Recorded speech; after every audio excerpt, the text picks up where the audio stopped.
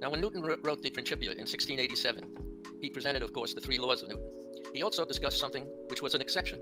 He found out when he spun a bucket full of water and tried to apply his three laws, actually the second law, F equals ma, that it didn't work in certain situations. This is known as the Newton bucket experiment. So we start with stationary water in the lab frame. And remember, Newton is looking at this because he's standing stationary on Earth, and that's the lab frame. What you see after the water starts spinning with the bucket is a depression in the water in the center. You get a vortex, a whirlpool formed, and you can predict that that is going to happen by using Newton's law for centrifugal acceleration, mv squared over r. The rotating water is subject to this law. It predicts that there will be a centripetal force, and so the law agrees with the result. We predict that the water will be thrown up the sides by the centrifugal force, and that's exactly what we see. Now let's pretend that there's a person on the bucket. Call it a bucketeer. This guy can make measurements from his point of view. To him, the bucket is not rotating. He's at rest, and he sees Newton and the lab rotating around him. So as Newton sees the bucket rotating clockwise, this guy sees Newton rotating counterclockwise. And we know that the result is going to be the same. If you're on the bucket, you have to see the same thing. You have to see a vortex formed, a whirlpool. But if you apply Newton's law to the guy on the bucket, to him the water is stationary because the water is rotating with the bucket. So the speed of the water measured from the bucket frame is 0. So the guy on the bucket would predict that the water surface is flat, but it's not. So Newton's law does not work on the bucket. It does work in the lab frame. There have been a lot of things through history, a lot of attempts to correct this. Mach's principle, which was stated almost 200 years after Newton talked about this, that principle is quoted incorrectly by mainstream. I give you two examples there. Physical law relating motion of distant stars to local inertial frame. So Mach is saying in that sentence that it's the distant stars that are rotating that somehow influence the water in the bucket. This is called an inertial influence.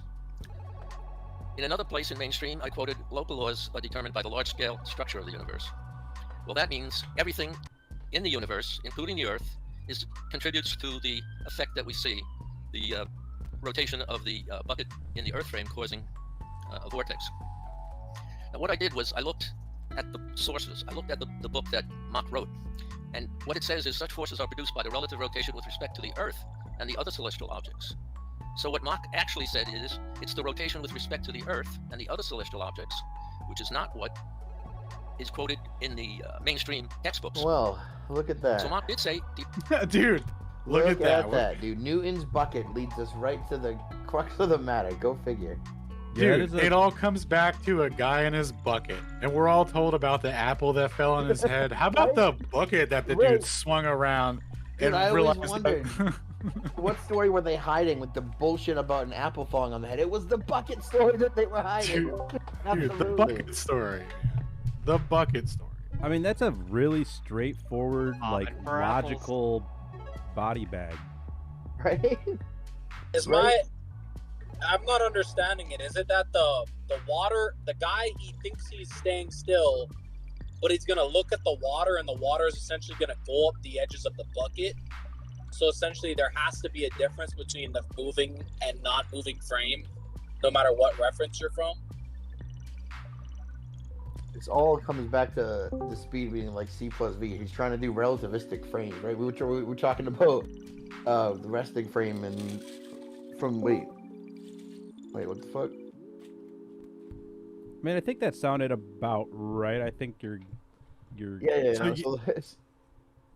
You said like all the frames have to be equivalent, but in one frame he's standing still, yet the water has to essentially make a hump on the edges, which isn't possible from a still frame, right? If you're not moving, there should be.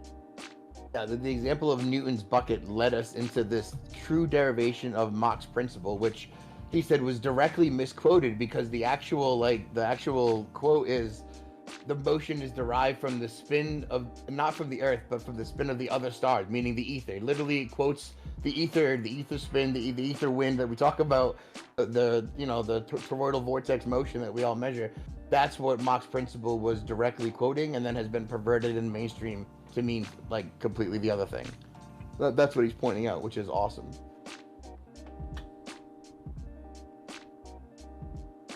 Yeah, so real quick, back on the bucket prediction, the guy in the bucket, mathematically makes the prediction, but it's the wrong. It doesn't matter because we know that the bucket curves. So he can do the math equation and get 0 so that there's no water curve because he's at rest. But we know that that's not real. We know that that's not true. The frame's like invalidated by the fact that he's not actually at rest, and we can observe that the water curves when it's due to that motion. Right. So he's kind of trying to compare So that, like, If the Earth was spinning, there would be a curve. There would be like a difference. There would be a difference between reference frames, essentially, given this bucket scenario. But they say that there's not. Yes, they try and tell us that we can't tell the difference between Earth rotation and Earth not rotating. This is the difference. right. So This is why the Earth isn't rotating. he was This is trying to, why. Are on the same, dude. That's crazy. Yeah, trying this to is say, why. like, kinematically they're equivalent, dude. Right? Like, kinematically you can say either or and it makes a difference, but dynamically it's always one way or the other. Meaning it's always the Earth-centered frame, like always, Earth-centered, everything rotating around. That's why it matters. Yep. And then to get into the Mach's principal quote, which was been bastardized, as Shane, eloquently put it, the source of the rotation is coming from the stars, right? It's not coming from how do they say it? What do they even say now? They just say that it comes from nothing, right? Just from they say that it comes from the stars too. What do they? How do they misquote it again? Because I've never heard it. Large-scale structure of the universe is what he said. It's determined by the law, which means it comes from everything. And he's like, that's not right. That's a perversion of the actual law. And the first way was the motion of the distant stars. So no, that's the right interpretation. So I what think was you the had other it fake? Yeah. backwards. Hold on. A lot of Because it attempts says to mainstream there, yeah. correct this. Mach's principle, which was stated almost 200 years after Newton talked about this, that principle is quoted incorrectly by mainstream. I give you 2 examples there. Physical law relating motion of distant stars to local inertial frame. So Mach is saying in that sentence that it's the distant stars that are rotating that somehow influence the water in the bucket. Yeah, that sounds This is retarded. called When you say it an like inertial that, you're right. influence. In another place in mainstream, I quoted local laws are determined by the large-scale structure of the universe. Well, that means everything in the universe, including the Earth, contributes to the effect that we see, the rotation of the bucket in the Earth frame causing a vortex. And what I did was I looked at the sources. I looked at the book that Mach wrote. And what it says is such forces are produced by the relative rotation with respect to the Earth and the other celestial objects. Right. So what Mach actually said is it's the rotation with respect to the Earth and the other celestial objects, which is not what is quoted in the mainstream textbooks. So he says that the other celestial objects are caught up in that ether wind as we see them from Earth, not that they're the cause of it, right? Like, that would be weird. Yep. Yeah, man. Pretty crazy. So I mean, like, I think an example of something that would be like a dynamic effect of a rotating Earth would be, as between like the argument between Kepler and Galileo. Like, basically, you should be able to go up to a high tower and drop something, and then it shouldn't land right at the exact same point below where, because the velocity should change, because when you're higher up, you're further from the center. So you should have a measurable different velocity at the top than at the bottom of the tower. So the rock should actually land in front of the tower with respect to the rotation.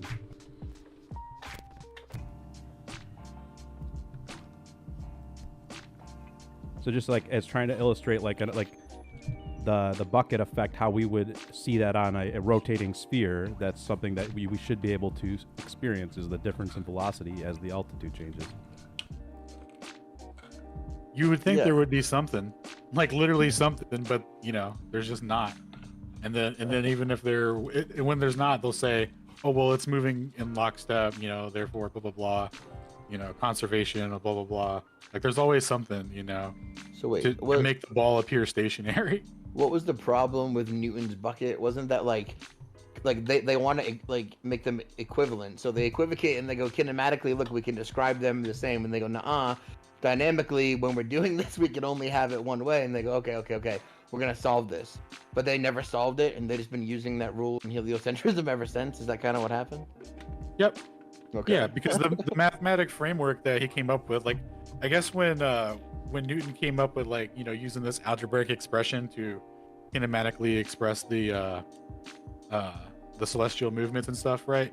Like that blew everyone away, dog. Everyone was like, "No way! Like, this is the craziest shit ever." Like they, you know, so like they weren't trying to give that up, you know. Yep. It makes sense. And it was all downhill from there. And they were like, yeah, but we can explain it in this frame, and like let's just not tell anyone. It's why Galileo got kicked out of school, because he wanted to believe in this nonsense. Well, there's some occult history to that, probably, which perpetuated which narrative and who was trying to drive which point home, for sure.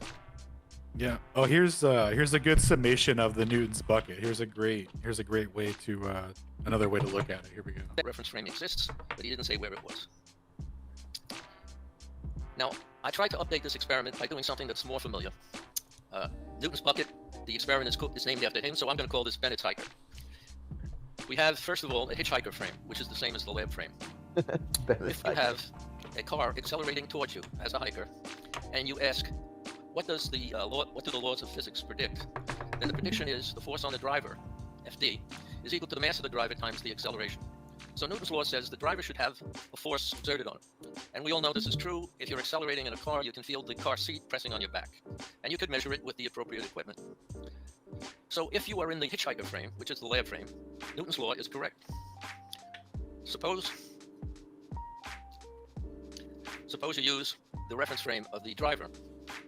In the driver's frame, you see the hitchhiker accelerating towards you with minus a acceleration. And you want the force on the hiker to be equal to the mass of the hiker times his acceleration. All right, the calculation shows that this is not zero.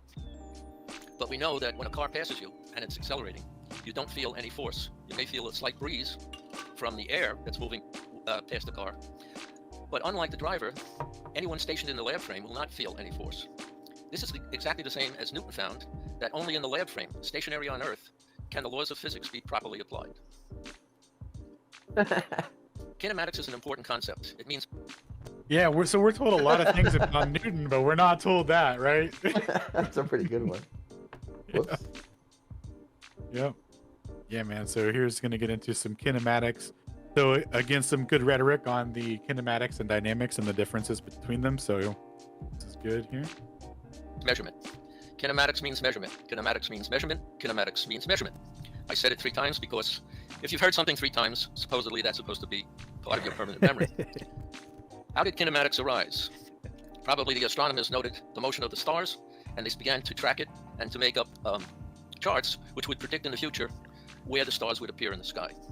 So these circles became associated with... right? They tracked the motion of the stars to predict the motion of the stars. They didn't track the motion of the Earth to predict the motion of the stars. Very logical way of doing it, I'd say. Right? Measurements. And from that, we could interpret mathematical relationships. The acceleration of the stars must equal their speed squared over r. That's a consequence of the measurement. Galileo made measurements of a falling object, and he found that the speed of an object is proportional to the time, no matter what the weight of the object was. So he can generate from that a algebraic equation, a mathematical description of free fall. But all this is based on measurement. They're not applying any laws except using the measurements to generate the laws. So this is a process of induction. The law of the pendulum, same thing. That, Observe the pendulum swing, measure its period, uses knowing the length and the acceleration of gravity. What's that? Kinematic derivation? Yeah, that kinematic derivation of G over there on his right hand and that little graph I can barely see on my tiny screen. That's what that's the same meme that Witsit uses all the time when he whips that out. Oh yeah. Well, it's a different depiction of the same equation. You can calculate the period. So the law is generated from measurements. Now, an important concept here is relative motion is valid. In kinematics, if I were 5 feet north of you, then you would have to be 5 feet south of me. That's an example of relative position. Repeat that with velocities, accelerations, and so on. And you'll find that measurements always obey relativity. So relativity is true for measurements. So again, in kinematics, measurements, repeated 3 times, so it's all in our permanent memory. The relative motion it's cool, it's great, right? So Einstein's whole entire framework of relativity, as long as it's not applied to anything real, it's good to go, right? So here's where we're gonna get into the distinctions. Or we could say observer reference frame independence. Kinematics is arguing from specific to general, and it measures the quantity of motion. And that's why mathematics is applied, because all you get from a measurement is a number, and you have to use that number to predict things in the future. Now, dynamics is the other branch of physics. If you were to study physics, you would probably choose either experimental physics, testing, or you would choose theoretical physics, which is a prediction of future motion. The prediction of motion involves quantities that we discussed before, distance, velocity, time. In addition, you have quantities that are characteristic of whatever you're measuring. So mass, force, moment of inertia, charge, Q, all of these things are particular qualities of motion. In kinematics, you only trace the path or the trajectory of motion. In dynamics, you must include mass and force and other qualities. I'm so glad that he's going into this now that I happened to call it out earlier, and he's going into explaining exactly what it means. That's perfect. Yeah. Relative motion is invalid, and we're going to show that. We've already shown it with Newton's bucket and with the hitchhiker experiment. The observer and reference frame dependence means that we have a lab or earth frame as an absolute frame. And we've used, as I said, the bucket and the hiker, and we will use an electromagnetic experiment, the Faraday experiment, to show that only the lab frame can be used in making predictions. So dynamics is always prediction, and kinematics is always measurement. Predictions and measurements and predictions. It's like, hey, actually, the lab frame is the only thing that matters for measurements, predictions, real life, companies where money's involved. Anytime we do anything that's real, it keeps coming back to it. It keeps saying it. Actually, the lab frame is the only one we can use. Like, no kidding. So all these predictions for heliocentricity with all these other motions, that's all just what, like theory? And when it comes down to everything that works, say GPS and everything that has a measurement, everything for the military, then you actually go back to the dynamics and, Earth center, Earth friction, lab frame, resting frame. That's it. Well, dude, think about this. They had to make Einstein's theory backwards compatible with Newton's stuff because it started off with like the lab frame dynamics, right? Like inertial rest frame. Yeah. Like rest mass and all that. Like something at rest. It's like it had very clear definitions for all these things. And so when Einstein came in and was like, "Hey, mass and energy are the same," everyone was like, "Say what?" Like it was a whole big thing because it was ruining this dynamic relationship of rest mass. So it was like, well, what the hell is mass then?